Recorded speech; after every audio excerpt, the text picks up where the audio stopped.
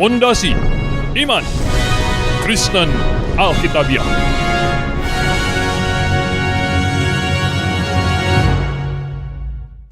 Ya, pemirsa yang kami kasihi di dalam Yesus Kristus.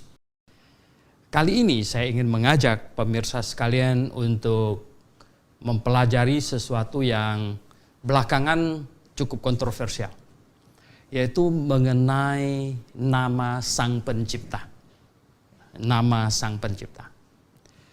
Pertama, saya ingin sampaikan kepada Anda bahwa sesungguhnya Pencipta tidak membutuhkan nama.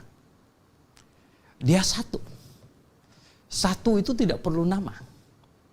Mengapa manusia perlu nama? Karena manusia banyak. Banyak. Bagaimana cara memanggilnya kalau tidak ada nama? Bapak yang pakai baju merah. Kalau di ruangan ada beberapa yang pakai baju merah. Dan dia tidak selalu pakai baju merah. Bapak yang pakai kacamata. Banyak yang pakai kacamata. Dan lain sebagainya. Oleh sebab itu kita perlu nama. Perlu identifikasi. Terlebih untuk berbagai hal. Untuk berbagai keperluan. Bahkan tidak cukup hanya nama. Perlu hal-hal yang lain sebagai identifikasi diri. Bahkan sidik jari untuk identifikasi. Dan lain-lain sebagainya. Tanda tangan misalnya. Tapi Tuhan, Allah pencipta langit dan bumi, tidak memerlukan nama sebenarnya. Nah tetapi, karena manusia ingin memanggilnya, dan pernah satu peristiwa di mana Musa menuntut supaya kami mau memanggil, nanti engkau suruh saya pergi ke Mesir, bawa mereka keluar, nanti mereka tanya siapa dia, bagaimana saya menjawab. Dan Tuhan dalam bahasa Ibrani berkata, Eye Eser Eye. Sebenarnya aku yang adalah aku. Gitu. Nah, Bapak Ibu Saudara yang saya kasih dalam Tuhan, akhirnya terbentuklah di Kitab Perjanjian Lama ditulis nama, itu Yod, He, Vau, He, jadi JHVH. Nah, Bapak Ibu yang saya kasih dalam Tuhan Yesus. Nah, belakangan ini menjadi kontroversial karena JHVH ini bacaannya apa? Nah, orang Yahudi sudah biasa mereka huruf mati saja tanpa huruf hidup bisa membaca. Sebenarnya seperti kita. DLL kita bilang apa?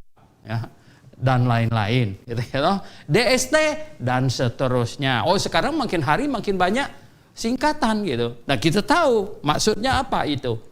Nah demikian juga dengan bangsa Yahudi. JHVH. Nah belakangan, sebenarnya dulu saya tidak begitu memperhatikannya. Tetapi karena belakangan ini menjadi kontroversial, mau tidak mau ini harus diselidiki. Harus diselidiki. Jadi ada yang berkata apakah bunyinya Yahweh atau bunyinya Jehovah? Oke. Jadi Bapak Ibu sekalian, saya berusaha menelusuri. Ternyata saya dapatkan bahwa naskah paling kuno yang memakai huruf hidup, yang ada huruf hidup, itu adalah Masoretic Text. Masoretic Text ini dibuat oleh Masoret, Baliha Masoret. Masoret itu artinya tradisi. Jadi ini para penjaga guru tradisi. Menghasilkan, ini kitab yang disebut, atau sebenarnya itu kitab Perjanjian Lama, mereka susun kembali, dan hasilnya disebut Masoretic Text. Itu di abad ke-9. Nah, Masoretic Text ini ternyata kita lihat di Masoretic Text ini yaitu kitab Perjanjian Lama yang paling tua yang ada huruf hidupnya. Di situ bunyinya Jehovah. Jehovah. Jadi bunyinya Jehovah. Berarti nah di kitab Perjanjian Lama yang paling tua yang ada huruf hidupnya bunyinya Jehovah. Nah lalu dari manakah datangnya Yahweh itu? Ya saya menelusuri, ternyata ya di Ecclesiastical Encyclopedia di situ ada mencatat di situ ya, orang yang pertama kali memperkenalkan bunyi Yahweh itu adalah Ewald namanya. Nama belakangnya Ewald. Nama lengkapnya adalah George Henrik August Ewald. Nah, Ewald inilah yang pertama kali memperkenalkan bacaan bunyi Yahweh. Gitu. Nah, Ewald ini kemudian banyak teman-temannya ikut dia, termasuk Havenrich, ya itu temannya, ya. Jadi ada banyak temannya, ya. Mereka membuat teori. Jadi Ewald ini membuat teori demikian, katanya bahwa bunyi Jehovah yang di Masoretic Text itu katanya O-nya itu ya Jehovah huruf O-nya ya dan Jehovah dan A-nya itu ya itu diambil dari kata Adonai katanya dipindahkan ke sana begitu menurut Ewald dan Ewald berkata bahwa orang Yahudi sebenarnya sudah lupa bunyinya seperti apa. Dan dia, ya menurut dia memakai teorinya segala macam, yang bunyinya benar adalah Yahweh. Nah Bapak Ibu yang saya kasih dalam Tuhan, teolog-teolog liberal yang tidak lahir baru, ya banyakkan di Eropa, terpengaruh oleh Ewald ini. Tetapi kelompok fundamentalis tidak terpengaruh. Mengapa? Logikanya begini, logikanya. Kalau orang Yahudi lupa bagaimana bunyi JHVH yang benar gitu. Mengapa orang Jerman pula yang bisa ingat? Nah ini kan anehnya bukan main. Jadi Bapak Ibu yang saya kasih dalam Tuhan Yesus, oleh sebab itulah ya Ewald ini yang memperkenalkan sebutan Yahweh itu sekitar 1830-40-an begitu. Nah oleh sebab itu di King James Version yang terbit 1611 ini kan masih jauh di atasnya. 16:11 itu bunyinya adalah Jehovah.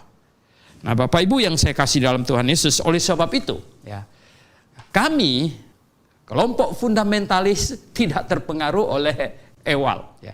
Oleh sebab itu kami tetap ya percaya yang benar bunyinya adalah Jehovah, bukan Yahweh. Nah, kemudian Bapak Ibu yang saya kasih dalam Tuhan, yang belakangan ini jadi kontroversial juga adalah apa? Kata Allah. Kata Allah ini bagaimana? Ada yang bilang itu dewa bulan dan lain sebagainya. Sebenarnya tidak. Ya.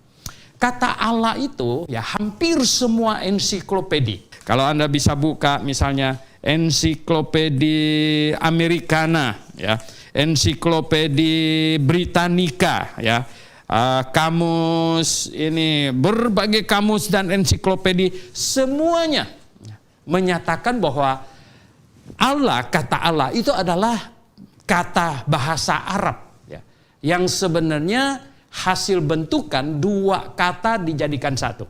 Yaitu apa? Al dan ilah. Al itu adalah definite article. Definite article itu artinya kalau bahasa Inggris itu the, the, ya, the man gitu. Jadi orang itu. Ini definite article. Jadi al apa? Nama masjid banyak yang al gitu ya. Jadi al-mutakim, jadi si mutakim itu.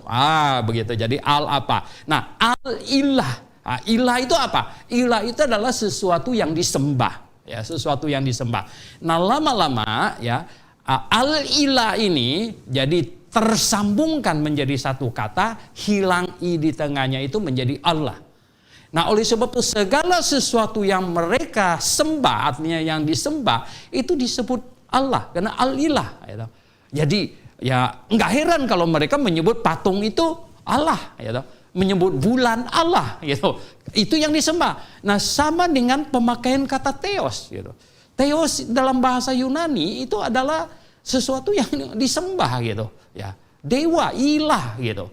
Nah, yang disembah. Nah, oleh sebab itu Bapak Ibu yang saya kasih dalam Tuhan Yesus Kristus, sebenarnya tidak ada masalah ya memakai kata Allah. Nah, Allah bukan nama gitu. Allah itu bukan nama ya. Ada yang berkata, "Pak, Allah itu nama." No ya. Semua ensiklopedi berkata bahwa Allah itu bukan nama. Allah itu sebutan. Gitu. Sebutan kepada yang disembah. Begitu. Nah tetapi ada agama tertentu berkata itu Allah, itu nama. Ya itu terserah gitu ya. Saya kasih contoh perumpamannya demikian. Misalnya gini ya. Laksamana. Laksamana itu kan sebutan bukan nama. Itu adalah apa? Jenderal Angkatan Laut gitu, Laksamana. Tapi ada orang kasih nama anaknya Laksamana misalnya gitu. Nah sekarang Laksamana sebutan apa nama? Jadi Bapak Ibu yang saya kasih dalam Tuhan, itu tergantung siapa yang menyebutnya dan siapa yang membacanya gitu. Nah kalau anak cucunya yang kakeknya Laksamana dibilang itu nama kakek saya. Tetapi kalau kita tanya sama Angkatan Laut, Laksamana itu apa? Oh itu komandan kami katanya. Nah jadi Bapak Ibu yang saya kasih dalam Yesus Kristus, begitulah kata Allah. Nah kata Allah itu sebenarnya sebutan. Dia bukan nama. Tetapi ada pihak tertentu ya mengatakan itu nama. Atau dia menyebut yang disembahnya itu namanya Allah. Gitu. Oke, gitu. Nah sekarang tergantung siapa yang memakainya. Gitu. Sama dengan kata Laksamana tadi, siapa yang memakainya. Nah kalau yang memakainya Angkatan Laut dibilang itu sebutan. Gitu. Sedangkan kalau yang memakainya itu adalah cucunya Laksamana dibilang itu kakek saya gitu. Jadi Bapak Ibu yang saya kasih dalam Tuhan Yesus, kita tidak usah pusing akan hal ini. Kita sesuai dengan kamus, kita sesuai dengan ensiklopedi, kita sesuai dengan semua itu yang mengatakan bahwa Allah itu adalah yang disembah itu. Yaitu dia ilah, ilah. Ilah ya. Definite ditambah dengan definite artikel, ilah ditambah definite artikel al ya, menjadi Allah. Berarti yang disembah itu. Nah, Bapak Ibu yang saya kasih dalam Tuhan Yesus, oleh sebab itu ya sebenarnya ada banyak terjemahan Alkitab yang tidak berani pakai kata Allah, lalu mereka ganti dengan Elohim. Itu kacau itu ya. Mengapa? Itu bahasa Ibrani gitu. Lah kenapa pula kita tidak memakai bahasa Indonesia yang sudah baku dan kita pakai bahasa Ibrani pula gitu. Jadi Bapak Ibu yang saya kasih dalam Tuhan Yesus, ya kami mau melakukan segala sesuatu sesuai dengan kebenaran. Ya, kami tidak mau dipengaruhi oleh kelompok manapun juga. Ya, kami menyelidikinya dengan baik dan kami berdiri teguh di atas kebenaran itu. Gitu. Nah kalau kami selidiki bahwa kata Allah ya, bukan nama, tapi itu sebutan. Itu yang kami pegang sesuai dengan kamus, ensiklopedi, dan lain sebagainya. Nah ada orang berkata, Pak Suinto itu nama, coba tanya sama si Anu. Saya bilang kamu tanya cucunya Laksamana, dia bilang Laksamana itu kakeknya gitu. Ya itu tergantung kamu tanya sama siapa. Oleh sebab itu Bapak Ibu yang saya kasih dalam Tuhan, kami tetap memakai kata Allah. Demi kebenaran. Gitu. Dan kami memakai kata Jehovah, bukan Yahweh, juga demi kebenaran. Mengapa? Karena kami lebih percaya ya, itu Bali Hamasoret ya, dari orang Yahudi ya, daripada teolog Jerman. Gitu. Nah kalau teolog Jerman bilang ya orang Yahudi sudah lupa katanya sebutnya begini. Nah orang Yahudi lupa, orang Jerman bagaimana mungkin bisa ingat? Jadi Bapak Ibu yang saya kasih dalam Tuhan Yesus Kristus, saya hanya ingin mau mengajak Bapak Ibu sekalian untuk ya, menjadi orang yang berani berdiri di atas kebenaran, berapapun harga yang harus kita bayar. Bapak Ibu yang saya kasih dalam Tuhan Yesus, kiranya melalui video yang singkat ini, Bapak Ibu ya, terangsang untuk mengejar topik-topik kebenaran yang lain, yang ada banyak kami sediakan di channel kami ini. Sebab itu Bapak Ibu yang saya kasih dalam Tuhan Yesus Kristus, kiranya Tuhan menyertai dan memberkati. Salam. Maranatha.